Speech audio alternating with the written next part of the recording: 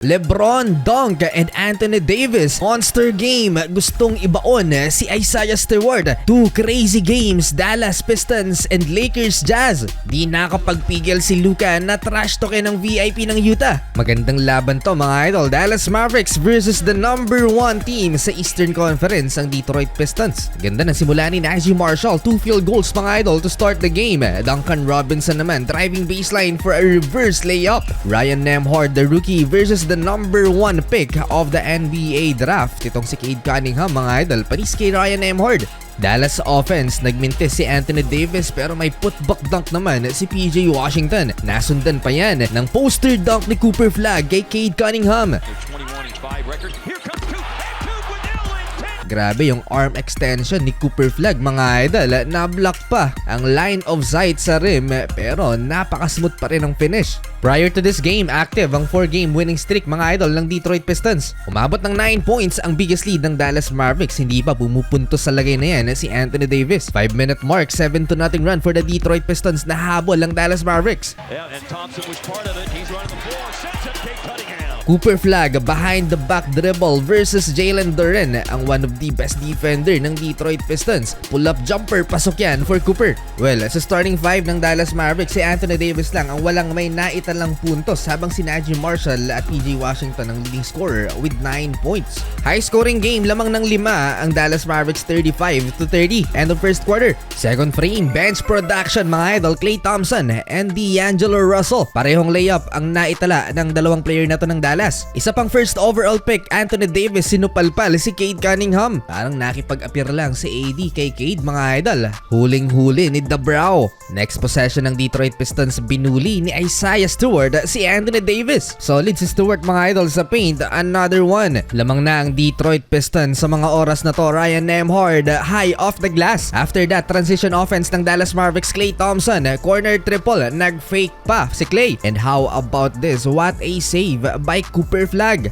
And nice pass to Naji Marshall. Natapik pa ng Pistons. Ganitong hustle kung gusto mong manalo ng Rookie of the Year. And Anthony Davis gustong ilibing ng buhay mga idol si Isaiah Stewart. Grabe yung poster attempt ni AD. Talagang nilakasan mga idol. Muntik-muntikan na doon si Isaiah Stewart. Partially blocked sa AD kaya unsuccessful mga idol. After that, bumitaw ng back-to-back triple si Max Christie to give the Dallas the momentum. Lamang na ng 6 ang Dallas Mavericks 50-44, 5-minute left. After that, eto yung nangyari kay Ausar Thompson mga idol. Ejected sa laban matapos niyang bastusin ang referee. Sumobra sa init ng ulo ang isa sa twin matapos niyang banggain ang official. Automatic ejection yan. Aawat pa sana ang isa sa staff ng Detroit Pistons pero huli na ang lahat dahil na-eject na si Ausar.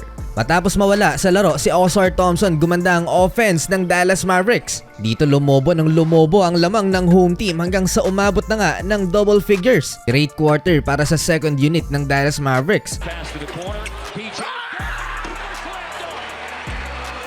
Kulang ang 27 points combined ni Jalen Duren at Cade Cunningham para maidikit ang laban sa Dallas. Great defensive possession na naman sana for Cooper Flagg pero tinawagan ng goaltending. Klarong-klaro na nauna muna yung supalpal bago tumama sa board yung bola pero goaltending pa rin ang call ng official kahit na-review na. Ang pinagbasehan pababa na daw yung bola kaya goaltending. Tinapos ni Jalen Duren sa isang layup mga idol ang second quarter, 66-57 lamang ang Dallas Mavericks. Di pa nagsisimula ang second half na technical kaagad ang coach ng Detroit Pistons. Nagsimula ang opensa ng Dallas Mavericks sa putback two-handed dunk ni PJ Washington. Great timing. Dito mga idol, unti-unting lumobo ang lamang ng home team. Napisikal pa ni Isaiah Stewart ang rookie Cooper Flagg. Sa pulsa pa nga si Coop.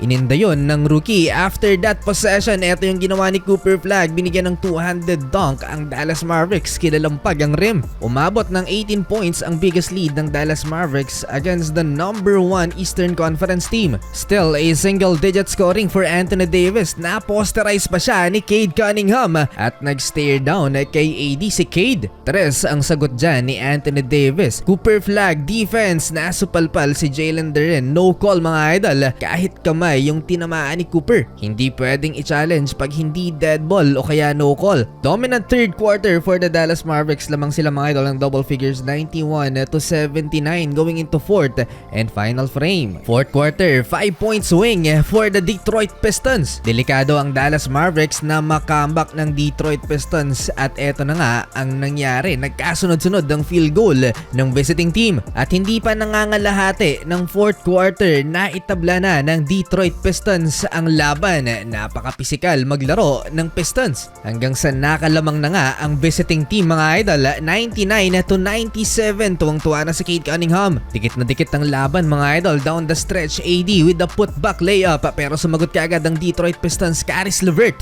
Inangklahan ni Anthony Davis at ni Cooper Flagg ang depensa sa interior ng Dallas Mavericks. Hindi na makalusot ang Detroit Pistons. Dito nahirapan ng visiting team at bumalik sa Dallas Mavericks ang momentum last 2 minutes. Both teams nagcapitalize sa 2-point field goal at hindi nila pinipilit ang kani-kanilang 3-point shooting. Adjustment for the Detroit Pistons mga idol. Kay Cade Cunningham na napunta ang bola at siya na ang gumawa ng plays para sa visiting team at dito nakalamang ulit ang Detroit Pistons. Credit sa adjustment ni Coach JB Bickerstaff. Dallas timeout, under 60 seconds remaining. Cooper Flagg, tough shot over Isaiah Stewart. Pistons 1-point lead. Anthony Davis, big block. Dallas ball mga idol. Cooper Flagg for the lead, 110-109. Wild ending mga idol. Good defense for Anthony Davis pero tinawagan ng foul. 2 free throws for Isaiah Stewart. Napatalon pa si Jason Kidd. Di makapaniwala ang head coach ng Dallas. Buti na lang sa 2 free throws, isa lang ang naipasok ni Stewart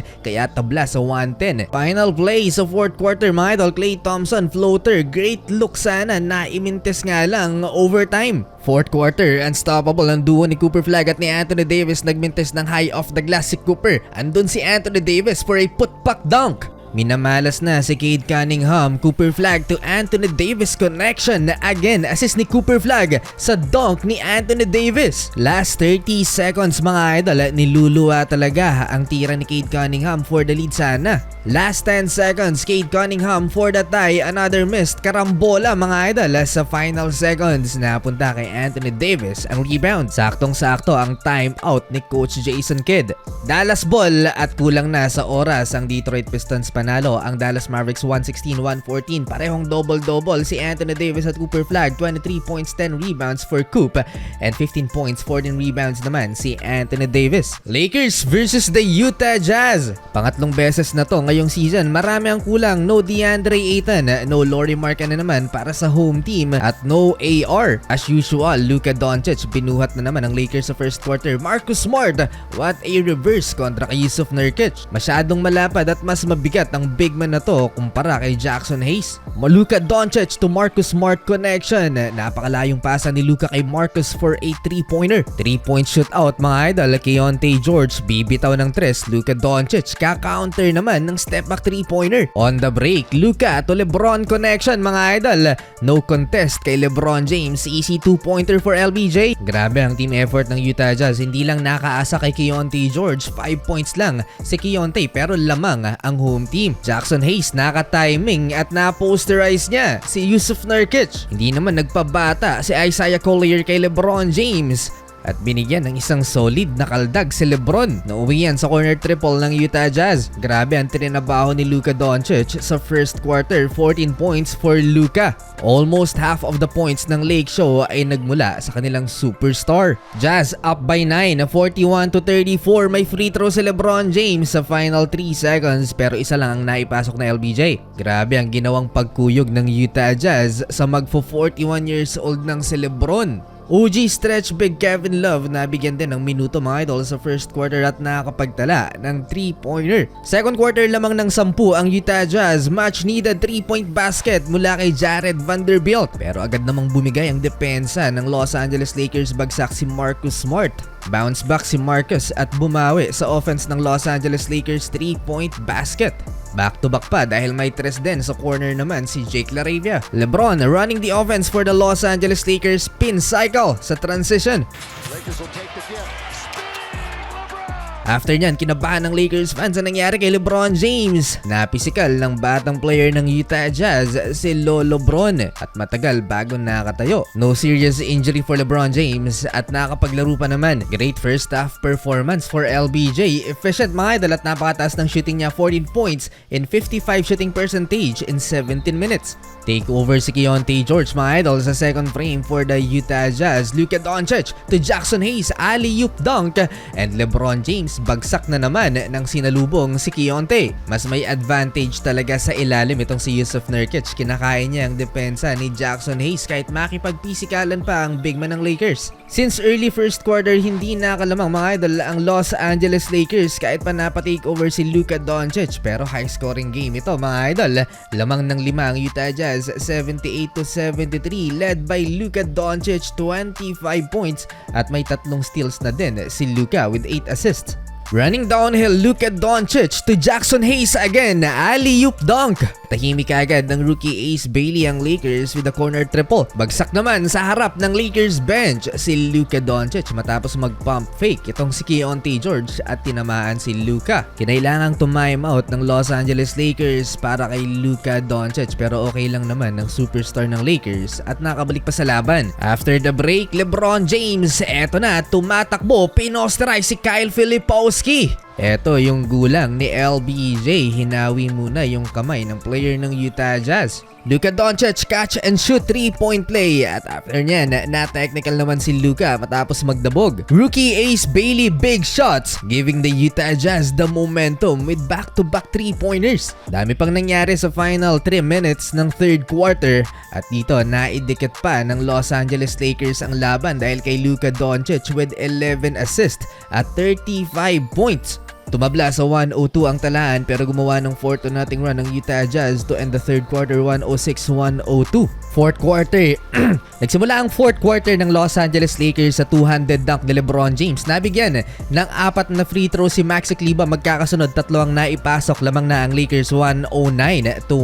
First lead since first quarter at dinagdagan pa ni Marcus Smart. Lumalaki pa ang lamang ng Los Angeles Lakers mga idol sa final 5 minutes. Luka 3-pointers sabay trash talk sa courtside fan ng Utah Jazz. Di lang yan, isa pang 3 mula kay Luka Doncic last 4 minutes at rinash talk ulit yung fan ng Utah mga idol. Di pa nakontento si Luka, nilapitan pa niya para trash talkin. Maabot ng 11 points ang lamang ng Los Angeles Lakers. Nag-mini run ang Utah Jazz sa final 2 minutes. Rui Hachimura much needed 3-point basket pero nakasagot din ng 3 ang Utah Jazz. 4-point game mga idol. Luka Doncic to Jackson Hayes, sabay trash talk na naman dun sa fans ng Utah. Panalo ang Lakers mga idol, kinulang sa oras ang Utah Jazz.